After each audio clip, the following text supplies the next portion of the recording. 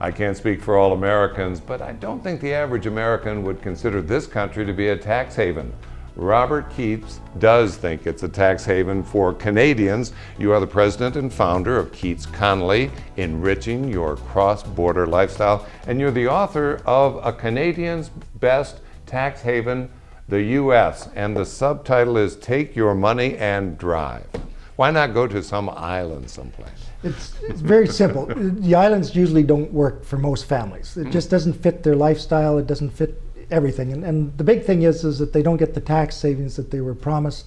Whereas the U.S. is treaty protected. Between Canada and the U.S., we have a very good long-standing treaty that protects the investors, so they get great tax reductions just under the treaty, which is tremendous tax savings for Canadians. Like, for example, Canadians can come to the U.S. and on their retirement accounts, whether it's a pension they get from their employer or the retirement accounts that they save, retirement savings accounts. Like a 401k would be in this country. Yeah, or equivalent IRAs.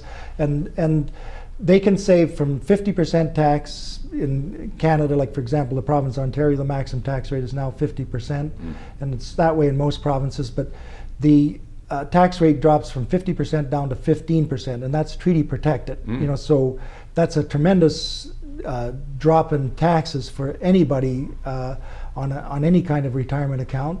And then they also have great tax reductions on, for example, dividends. If they come to the U.S. and they have Canadian dividends, their tax rate drops to 15%, like 15% under the treaty.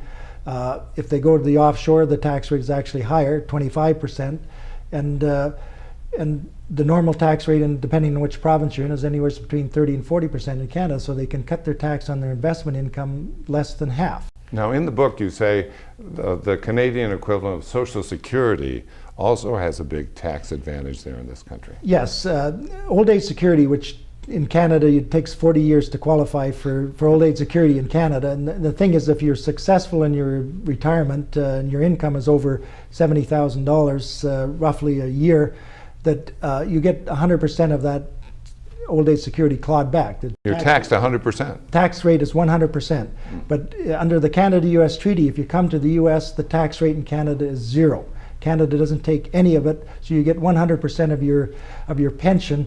And it's just ironic that you spend 40 years in Canada qualifying for it, and you got to leave the country to get it all. Okay. And the treaty protects you in that. Now, in the few seconds we have left, you have to become a resident of this country to get these tax benefits. Yes, you have to become a non-resident of Canada, which means you have to be a legal resident of the U.S. to become a non-resident of Canada.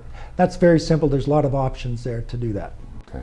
Well, maybe it's true. A Canadian's best tax haven, the U.S. You can find out more about it on our website, SouthFloridaHomesAndLifestyles.com. Robert Keats of KeatsConnelly, Enriching Your Cross-Border Lifestyle. Thanks for being here today. You're welcome, Kurt.